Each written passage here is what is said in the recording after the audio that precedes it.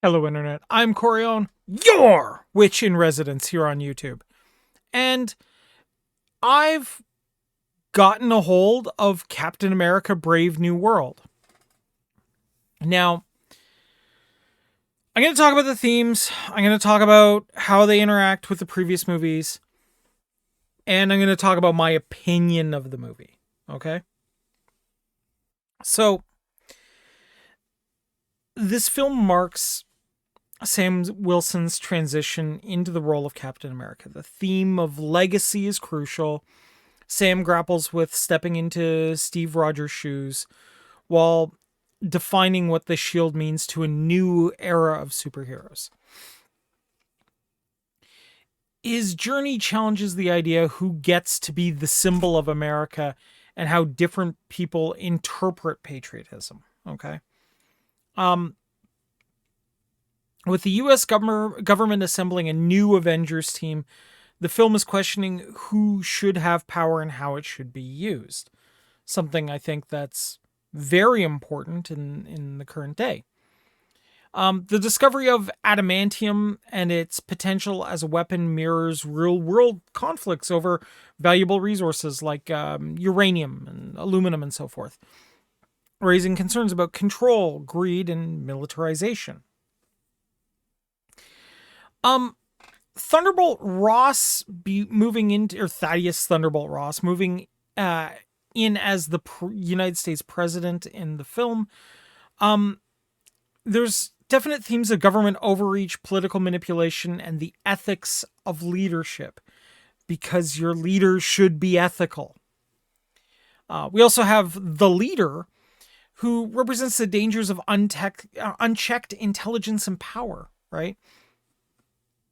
He plays into the idea that those in the shadows may pose bigger threats than those on the direct battlefield, which, I mean, I have a lot more respect for those that would, actually set foot on a battlefield than those who would try to manipulate things without having, a record in their history of actual conflict. Now, Ross's transformation into the Red Hulk is symbolic of how power can corrupt and change individuals, right? His shift from a political figure to a superpowered force embodies the dangers of obsession with control and strength at any cost. The film explores international tensions over adamantium, like real world conflicts over real world minerals, right? The story highlights how nations and individuals struggle to work together, especially when power and resources are at stake. Okay? Um, and I want to talk about some of these because legacy and identity keeps coming up in the Avengers movies, really, doesn't it? In the first Avenger, it focused on Steve Rogers providing his worth as Captain America and embodying the ideas of selfless heroism, which is important stuff. The Winter Soldier, though, challenges Steve's faith in institutions, forcing him to redefine his role as a hero outside of government control. And then in Civil War, Steve explores the personal convictions versus government oversight, leading him to abandon the shield. Now, in Brave New World, Sam is struggling with the weight of being Captain America in a divided world. Unlike Steve, who was chosen and accepted as Cap, Sam has to earn the world's respect while, defining what that shield means in a modern era. Themes of power and responsibility keep coming up again and again and again, right? We have the Winter Soldier, which introduced the Hydra infiltration of S.H.I.E.L.D., showing how power can be abused under the guise of security, right? What's more important, freedom or security? In Civil War, it debated whether superheroes should be government regulated, with Steve believing that power should remain with individuals, not institutions. Now, in Brave New World, we're exploring government sanctioned heroes, right? As Ross attempts to form a new Avengers team, raising the same concerns that Steve had in Civil War, right? What happens when a government has access to a group of people that can't be stopped? What does that look like for the rest of us? And that brings up the political intrigue we've seen in things like The Winter Soldier and Brave New World, right? In The Winter Soldier, Hydra's secret influence within S.H.I.E.L.D. revealed how governments can be compromised from within. Kind of like if there was like a political party that was manipulating one of the great institutions of, of a governmental system and compromising it, turning it into a shadow of what it should be. Brave New World, we expand on this idea with Ross as president and the emergence of the leader as a manipulative force, questioning how far leaders will go for control. We can talk about transformation and consequence, right? In the first Avenger,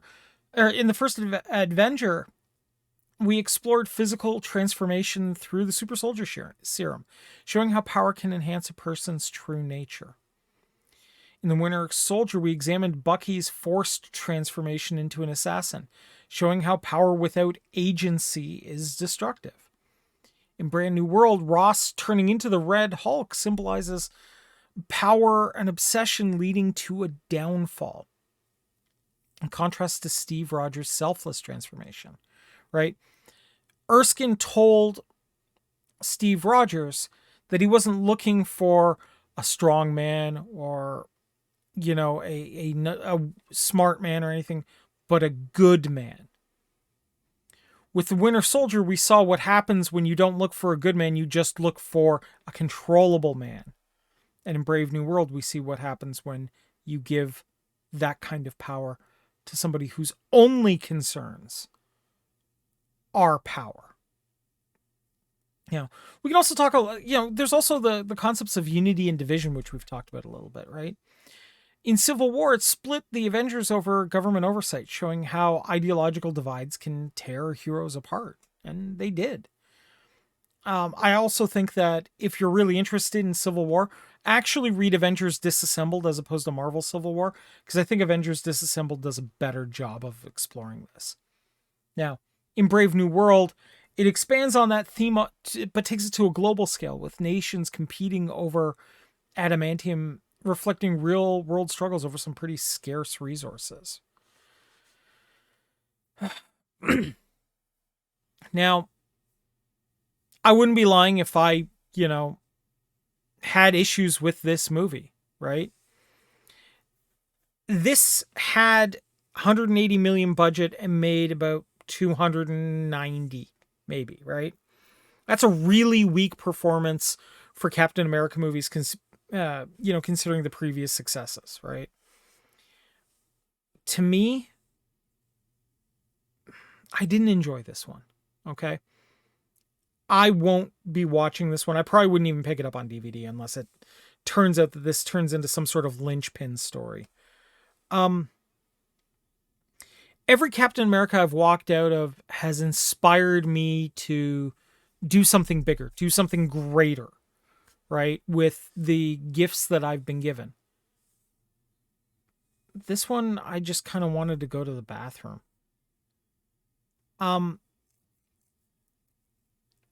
Sam Wilson's Captain America, I think, would be better served by going deeper into politics. But what we really got was like a generic superhero movie that we've seen a dozen times, right? President Ross's Red Hulk could have been this like really strong antagonist, but they didn't put enough time in to develop the character further, right? We've seen Ross go from the 2008 Hulk movie, but we've never gotten him more than as a generic bad guy. We could have gotten nuance here. We could have gotten a deeper understanding of why he's a terrible thug, but we never did, right? We got hints that they wanted to do that, but they never really explored it. This feels like a collection of old MCU ideas that they just kind of patchworked in together. Sam Wilson's arc doesn't really have any emotional depth, and we know the character can play a nuanced, or the actor can play a nuanced, deep character, but he just feels like a stand-in for the real Cap. This felt like it was trying to set up future movies rather than being a good standalone story. And that sucks. Now, normally, these are visual spectacle movies, right? I mean, if you're going to throw Red Hulk into a movie fighting people, it should have at least the video fidelity of a good Godzilla movie. But I was able to follow the 2008 Incredible Hulk better. The CGI was just bad. It's lifeless.